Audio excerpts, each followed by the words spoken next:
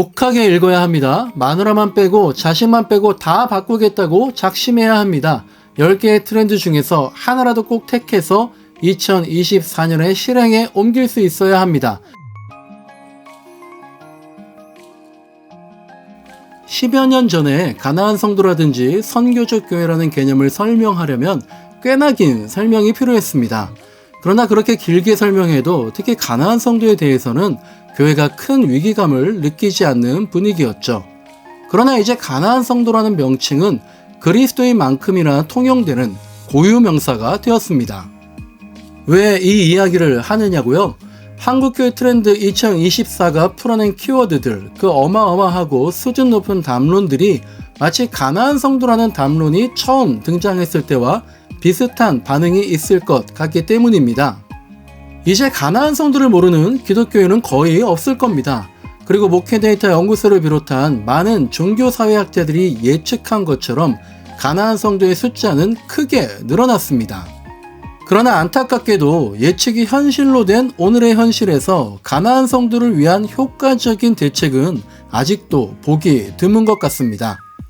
그와 마찬가지입니다. 2024년 한국교회 트렌드에서 밝힌 10가지 키워드, 그것은 우리 기독교를 넘어서 종교 전반에 그리고 우리 사회와 전 지구적인 담론들입니다. 그리고 가나안 성도를 처음 말했을 때처럼 이 트렌드들은 아직 많은 설명이 필요한, 이제 막 주목을 받기 시작하지만 완전히 현실화된 담론들이라기보다는 이제 막 고개만 끄덕일 정도의 현상들로 치부할 수 있습니다. 그러나 당연히도 이 예측들은 주머니 속의 송곳처럼 결국 현실로 뚫고 나올 수밖에 없는 이야기들이죠. 그런데 또 10여 년이 지난 2034년경에 이 예측된 현상들은 마치 오래된 미래와도 같이, 마치 가나안 성도의 등장 이후와 마찬가지로 그렇지, 예전에 이런 얘기들이 있었지, 정말 그렇게 됐네, 그런데 교회는 역시나 아무런 변화도 없네, 이렇게 말할까 우려가 됩니다. 개인적으로는 정말 감도 잡히지 않는 분야가 밈 제너레이션이라는 트렌드입니다. 이들을 위한 목회를 어떻게 할 것인가 한숨만 쉬어 나옵니다. 물론 20, 30대 젊은 목회자들은 이 밈 제너레이션 부분이 이미 해가 중천에 떠 있는 현실이란 걸 알고 이에 대한 대책도 마련하고 있을 겁니다. 하지만 실제 교회 방향을 결정하고 움직여 나갈 5, 60대 담임 목회자들이 과연 얼마나 이 시급성을 깨달을까요? 대한예수교 장로회 총회를 끝끝내 명성교회에서 진행한 분들이 어떻게 다시 선교적 교회를, 어떻게 어시스턴트 포비아를, 어떻게 교회 거버넌스를, 어떻게 OTT 크리스천을 위한 목회의 시급함을 실천으로 옮길 수 있겠습니까? 한국교회 트렌드 2024에서는 10가지 트렌드를 설정해서 개론, 현황, 분석, 전망을 해놓고 있습니다. 그러나 개척교회나 작은 교회는 물론이고 중소형 교회나 대형 교회라도 이 모든 분야를 실천할 수는 없을 겁니다. 그러나 그럼에도 도전해야 합니다. 액션을 취해야 하죠. 하나에라도 집중해야 합니다. 한 걸음에 도달할 수 없어도 한 걸음씩 발을 내딛어야 합니다. 그래서 저는 이 책의 10가지 키워드 중에서 가장 큰 담론인 교회 리빌딩의 방향에 근거해서 OTT 크리스천과 3040 세대를 대상으로 또한 실체가 드러나고 있는 플로팅 크리스천을 염두하면서 다시 선교적 교회를 하이브리드 처치의 개념으로 구체화시켜야겠다고 생각을 정리하고 그 플랫폼으로 아직도 유튜브가 가장 큰 대안임을 확신하며 가던 길을 더 꿋꿋이 가기로 하였습니다.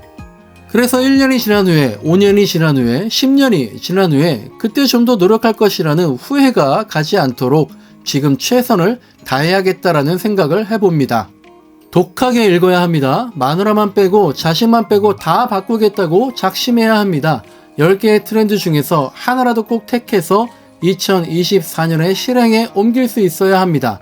그냥 고개만 끄덕일 것이라면 이 책은 읽을 필요가 전혀 없습니다. 숫자는 거짓말하지 않습니다. 숫자를 보면 교회가 보입니다. 숫자를 보면 목회가 보이죠. 한국교회가 지금까지 통계와 숫자에 약했습니다. 정확하지 않았죠. 분석은 더욱 뜬구름 잡는 시기였습니다. 그런데 목회데이터 연구소가 정말 큰일을 하고 계십니다. 일반 리서치 기관에 못지않은, 특히 질문과 분석이 더 어려운 종교 분야를 정확하고 체계적으로 분석해주고 있기 때문입니다. 목회 데이터 연구소는 잘하고 있습니다. 너무나 감사한 일입니다. 그러나 그들의 역할은 여기까지입니다. 전망을 넘어서 대안을 내어 실행하는 것은 교회의 몫이죠. 목사와 리더들의 몫입니다.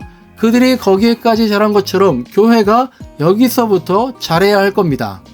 이 책의 서론에 이런 말이 있습니다. 변화는 이전으로 상황을 되돌릴 수 있지만 전환은 판이 완전히 바뀌는 것을 말한다.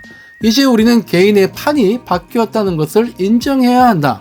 한국교회는 새로운 패러다임으로의 전환이 필요하다. 혹시 우리들은 코로나19의 뉴 노멀이라는 변화가 끝났으니까 다시 예전의 방식으로 돌아갈 수 있겠다라고 생각합니까? 아니면 계속해서 넥스트 노멀을 대비하면서 전환의 목회를 준비하고 있습니까? 잠언 21장 31절에 이런 말씀이 있죠. 싸울날을 위하여 마병을 예비하거니와 이김은 여호와께 있느니라. 판이 바뀌었습니다. 싸워야 합니다. 예비해야 합니다. 그리고 하나님께 맡겨야 합니다. 정답을 위한 과정이 아닌 과정을 통한 정답을 찾는 분이라면 수많은 생각의 꼬리가 이어질 것입니다. 이상 1월 1책 목회 데이터 연구소의 한국교회 트렌드 2024였습니다. 감사합니다.